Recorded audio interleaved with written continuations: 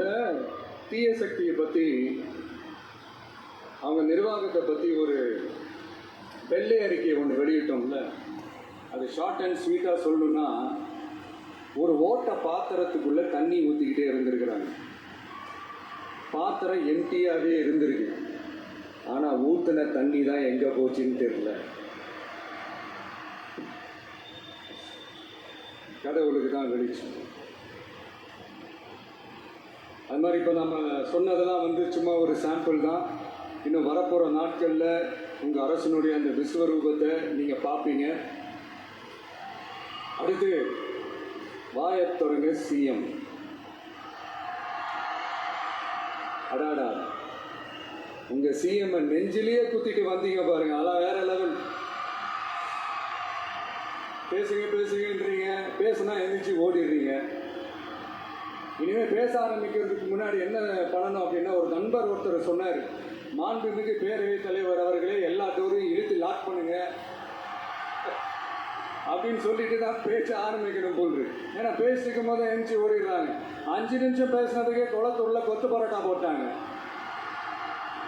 இதுக்கு மேலே பேசினா மொத்தமாக முடிஞ்சிடும், பார்த்துக்கங்க. நாம் அரசியல் பேசினா விஜயெல்லாம் அரசியல் பேசலாமா அப்படிங்கிறது. சரிப்பா, நமக்கு எதுக்கு நம்ம பாட்டுக்கு நம்ம வேலையை பார்ப்போம், எதுக்கு அவங்கள பற்றி பேசிக்கிட்டு அப்படின்னு இருந்தால் விஜய்க்கு அரசியலை பேச தெரில அப்படிங்கிறது. இப்படியே மாறி மாறி மேகதாது அணையை பற்றி என்ன தெரியும், விஜய் அதை பற்றி பேசலை. இப்படி நம்ம அரசியலுக்கு வந்ததுலேருந்தே ஒரு கூட்டம் குறை மேலே குறையா சொல்லிக்கிட்டு பாட்டுக்கு பாட்டு கச்சேரி எங்களுக்கும் பண்ண தெரியும், பண்ணலாமா? இந்த மேகதாது அணை சம்பந்தமான அந்த வழக்கில் தமிழ்நாட்டோட பெட்டிஷனை சுப்ரீம் கோர்ட் எப்போ ரிஜெக்ட் பண்ணிச்சு? அப்போ யார் ஆட்சியில் இருந்தா? ஏன் ஒழுங்காக வாதாடல? நீங்கள் ஒழுங்காக வாதாடி இருந்தீங்கன்னா அதை ரிஜெக்ட் பண்ணியிருக்க மாட்டாங்கல்ல. ஏன் ஸ்டாலின் சார் வேணும்னே விட்டுட்டாரா? ஏன் இப்படிலாம் கேள்வி கேட்கலாமா? இப்படிலாம் கேள்வி கேட்டால் தான் மேகதாது அணையை பற்றி பேசுனதா அர்த்தமா? ஏன் அந்த ஸ்டேட்டு சிஎம் பேசுகிறாரு, நீங்கள் ஏன் பேசலை? அப்படின்னா நம்ம ஸ்டேட்டோட உரிமையை எங்கே நிலைநிறுத்தணுமோ அதுக்காக வேலை பார்க்குறது மட்டும்தான் முக்கியம். சும்மா சவால் விட்டுக்கிட்டு சீண்டிப்பார், நான் யார் தெரியுமா, தொட்டுப்பார், இப்படிலாம் பேசிக்கிட்டு இருந்தால் வேலைக்கு ஆகாது. சும்மா பேசி பேசி பிரச்சனையை வளர்த்துக்கிட்டு யார் மேலேயாவது பழியை தூக்கி போட்டுட்டு அப்புறம் மக்களை அம்போன்னு தெருவில் விட்டுட்டு இப்படியா ஒரு அரசியல் பண்ணணும்னா அந்த அரசியல் நமக்கு தேவையும் இல்லை, அதை நம்ம செய்யவும் போகிறதில்ல. Talk less work more mode தான், அதுதான் நம்ம பாலிசியே. அதனால தான் சட்டசபையில் அந்த அரசினர் தீர்மானம்னு சொல்லி ஒன்று கொண்டு வந்தோம். அதை எப்படி டேக் இட் ஃபார்வர்ட், எப்படி கொண்டு போனோமோ அதை சரியாக செய்வோம். சென்ட்ரல் கவர்மெண்ட்லேருந்து அந்த டீலிமிட்டேஷனை திரும்ப கொண்டு வர போகிறதா ஒரு பேச்சு ஒன்று அடிபடுது. யார் என்ன டீலிமிட்டேஷன் கொண்டு வந்தாலும் தமிழ்நாடு அது ஒத்துக்காது. நமக்கான இடத்தை யாரும் பறிக்கவும் முடியாது, அது பறிக்கவும் விட மாட்டோம். இப்படி நாம் இருக்கும்போது இந்த தீய சக்தி திமுக எங்கே போய் நிற்கிது, யார் கதவை தட்டிக்கிட்டு நிற்கிது, அது உங்களுக்கு நல்லா தெரியும். மக்களே, இந்த தீய சக்தியும் தீந்து போன சக்தியும் வேறலாம் இல்லை, கூட்டு கலவாணிங்க. சொல்ல முடியுமா அவங்களால? எங்களுக்குள்ள ஒட்டும் இல்லை, உறவும் இல்லை, அறிவிக்க முடியுமா, நிரூபிக்க முடியுமா? இந்த வரப்போகிற இடைத்தேர்தலில் அதை நிரூபித்து காட்டுங்க, அப்புறமா பேசுங்க. மக்களை, என் மனசை விட்டு கரூர் எப்பவும் நீங்கவே நீங்காது. நமக்கு ஏற்பட்ட வேதனையான சம்பவத்தை, நமக்கு எதிராக நடந்த சதிய சூழ்ச்சியை இனி வர்ற ஜென்ரேஷனும் அவங்களுக்கு தெரியப்படுத்தணும்ல. அதுக்காகவே இனி ஒரு அரசியல் சதிய, அரசியல் சூழ்ச்சியை யாரும் யோசிக்கவே கூடாதுன்றதுக்காகவே கரூரில் ஒரு நினைவு சின்னத்தை நம்ம டிவிகே சார்பாக அமைக்கப்படும் அப்படின்றத அறிவிக்கிறோம். அப்புறம் கரூர்லேருந்து ஒட்டுமொத்த தமிழ்நாட்டு மக்களுக்கும் சொல்கிறேன், உங்கள் டிவிகே அரசு உங்களுக்காகத்தான் உழைக்கும். அடிப்படை வசதிகளை முதல்ல நிறைவேற்றணும். ஒரு பக்கம் நிதி நிலைமையை சரி செஞ்சுக்கிட்டு, இன்னொரு பக்கம் அப்படியே நாம் சொன்னதில் ப்ரையாரிட்டி பார்த்து ஒவ்வொன்றா படிப்படியாக நிறைவேற்ற ட்ரை பண்ணுவோம். இது எப்பவும் உங்களுக்கான அரசாக தான் இருக்கும். இந்த விஜய் உங்கள் விஜயாக தான் இருப்பான். நீங்கள் உரிமையோட உங்கள் கவர்மெண்ட்டை நீங்கள் அணுகலாம். இந்த தீய சக்தி ஆட்சி முடிஞ்சு கொட்டிக்குள்ளே போனதுலேருந்து என்னென்னமோ பண்ணுறாங்க, ஏதோ பேசுகிறாங்க, சோஃபாங்கிறாங்க, வாஷிங் மிஷினுங்கிறாங்க, இந்த அரசியல் வியாபாரம் பண்றதுக்கான அந்த வெண்டிங் மிஷினே அவங்க தான். யார்? இந்த திமுக. கீழே நம்மளை பார்த்து வாஷிங் மிஷினுங்கிறாங்க. எலெக்ஷனில் ஓட்டுக்கு காசு கொடுக்குற அந்த கலாச்சாரத்தையும் அந்த கல்ச்சரை அடித்து நொறுக்கி இருக்கிறோம். எலெக்ஷன்லேயே அப்படி வேலை பார்த்த நமக்கு எதுக்கு இந்த குதிரை, கழுதை, ஒட்டக பேரெல்லாம்? மக்களின் பக்கம் அப்படி இருக்கும்போது நமக்கு எதுக்கு இந்த பேரெல்லாம்? இந்த திருட்டு திமுக ஆட்சியை வச்சுக்கிட்டு ஊரடிச்சு ஒலையில போட்டு இந்த கொள்ளையை அடிச்சதுனால தான் உங்க கரூர் கம்பெனி ஓனர் ஒருத்தர்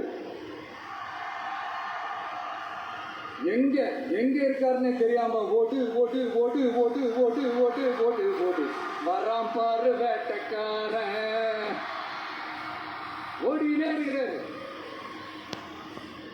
இன்னொருத்தர் ஃபாரின்ல போய் ஒளிஞ்சுக்கிட்டாரு. ஃபாரின் ஸ்டாலின் சார் நினைச்சிட்டு போறீங்க, அவர் இல்லை. எனக்கு எப்பவுமே ஸ்டாலின் சார் மேல ஒரு தனி பாசம் ஒன்று உண்டு. அவர் கிடையாது, இவர் வேற. சிங்கப்பூருக்கு செக்கப்புக்கு போனார்ல அவரு.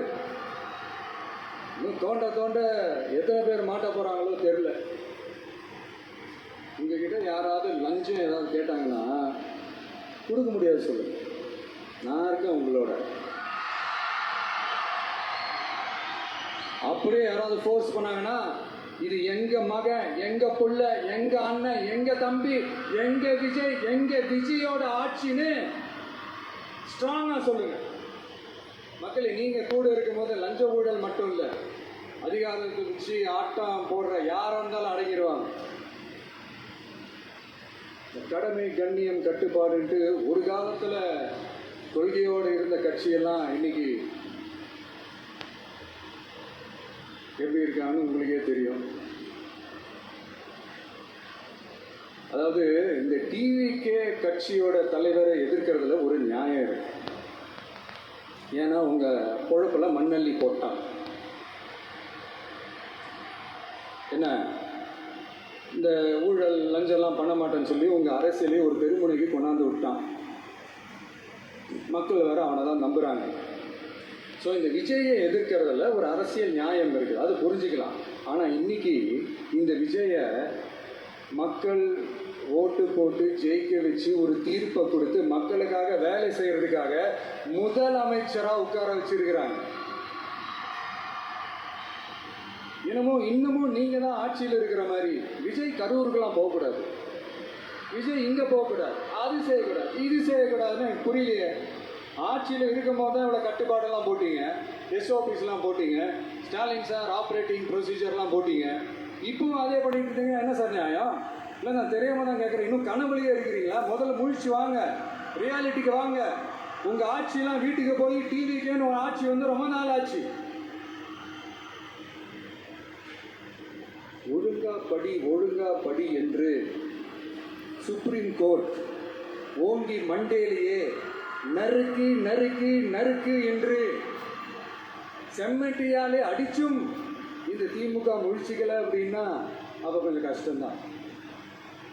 வெற்றி தோல்வியெல்லாம் அரசியல் சகஜம் சார். அதுக்காகலாம் வெறி பிடிச்சி இந்த பதவி வெறி பிடிச்செல்லாம் அலைய தேவையில்லை. நல்ல விதமாகவே சொல்கிறேன், நியாயமான அரசியல் பண்ணுங்க.